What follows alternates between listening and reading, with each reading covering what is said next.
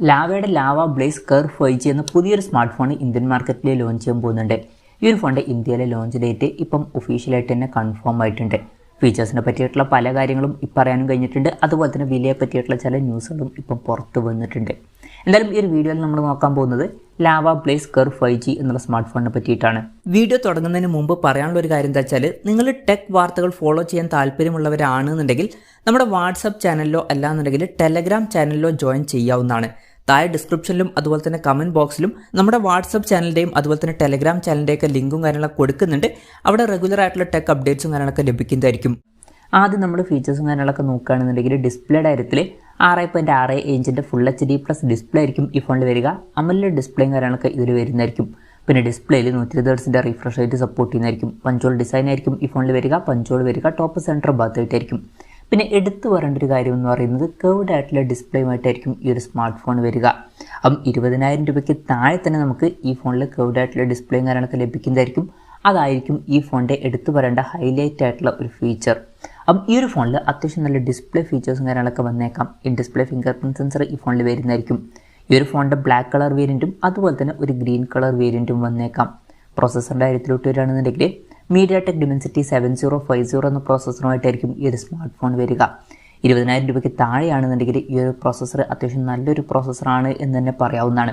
ഫോണിൻ്റെ വില 16,000 to 19,000 രൂപ പ്രൈസ് റേഞ്ചിലായിരിക്കും വരിക എന്നാണ് റിപ്പോർട്ടുകൾ പറയുന്നത്. ആ ഒരു പ്രൈസ് റേഞ്ചിൽ ബെസ്റ്റ് എന്ന് പറയാൻ പറ്റിയിട്ടുള്ള പ്രോസസ്സർ തന്നെയാണ് ഇത്. 5G സപ്പോർട്ടും കാര്യങ്ങളൊക്കെ ഇതിൽ വരുന്നതായിരിക്കും. പിന്നെ ഈ ഒരു ഫോണിൽ 8GB റാം വരെയും 256GB ഇൻറ്റേർണൽ വരെയും വന്നേക്കാം. പിന്നെ LPDDR5 റാമും അതുപോലെ തന്നെ UFS 3.1 സ്റ്റോറേജ് ടൈപ്പും ഈ ഫോണിൽ വരുമെന്നുള്ള കാര്യം ഒഫീഷ്യലായിട്ട് കൺഫേം ആയിട്ടുണ്ട്. ഈ ഒരു പ്രൈസ് റേഞ്ചിൽ അത് വളരെ നല്ലൊരു കാര്യം തന്നെയാണ്, എടുത്തു പറയേണ്ട ഒരു ഫീച്ചർ തന്നെയാണ്. വെർച്വൽ റാം എന്നുള്ള ഫീച്ചറും ഇതിൽ വരുന്നതായിരിക്കും. അതായത് എക്സ്ട്രാ റാം വേണ്ട സമയത്ത് ഇൻറ്റേർണൽ മെമ്മറിയിൽ നിന്ന് കുറച്ച് മെമ്മറി എടുത്തിട്ട് അത് റാമായിട്ട് യൂസ് ചെയ്യുന്നതായിരിക്കും. സ്റ്റീരിയോ സ്പീക്കേഴ്സും കാര്യങ്ങളൊക്കെ ഈ ഫോണിൽ വരുന്നതായിരിക്കും. പിന്നെ ഡോൾബി അറ്റ്മോസിൻ്റെ സൗണ്ട് ഇതിൽ സപ്പോർട്ട് ചെയ്യും. Android 14 ബേസ് ആയിട്ടുള്ള സോഫ്റ്റ്വെയർ ഇതിൽ വന്നേക്കാം.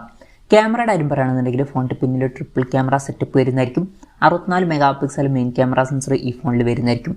ബാക്കി 2 സെൻസേഴ്സിനെ പറ്റിയിട്ടുള്ള കാര്യങ്ങൾ അറിയാൻ കഴിഞ്ഞിട്ടില്ല. എന്നാലും നമ്മുടെ എക്സ്പെക്ടേഷൻ പറയുകയാണെന്നുണ്ടെങ്കിൽ ഒന്ന് 5 MP ഒരു അൾട്രാ വൈഡ് ആംഗിൾ ലെൻസും ഒന്ന് 2 MP ഒരു സെൻസറും ആയിരിക്കാനാണ് സാധ്യത. പിന്നെ ഫ്രണ്ടിൽ 16 MP ഒരു സെൽഫി ക്യാമറയും വന്നേക്കാം. ബാറ്ററിയുടെ കാര്യം പറയുകയാണെന്നുണ്ടെങ്കിൽ 5000 mAh ബാറ്ററി ഈ ഫോണിൽ വരുന്നതായിരിക്കും. 18 വാട്ടിൻ്റെ ഫാസ്റ്റ് ചാർജ് സപ്പോർട്ടായിരിക്കും വരിക എന്നാണ് ഇപ്പോഴുള്ള റിപ്പോർട്ടുകൾ പറയുന്നത്. Type-C ചാർജിംഗ് പോർട്ടും ഇതിൽ വരുന്നതായിരിക്കും. അപ്പം ഇതൊക്കെയാണ് ഫീച്ചേഴ്സിനെ പറ്റി പറയാനുള്ള കാര്യങ്ങൾ. പിന്നെ മാർച്ച് 5-നാണ് ഈ സ്മാർട്ട് ഫോൺ ഇന്ത്യൻ മാർക്കറ്റിൽ ലോഞ്ച് ചെയ്യാൻ പോകുന്നത്.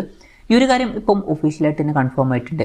വിലയുടെ കാര്യം പറയുകയാണെന്നുണ്ടെങ്കിൽ ഈ ഫോണിൻ്റെ വില 16,000 to 19,000 രൂപ പ്രൈസ് റേഞ്ചിലായിരിക്കും വരിക എന്നാണ് ഇപ്പോഴുള്ള റിപ്പോർട്ടുകൾ പറയുന്നത്.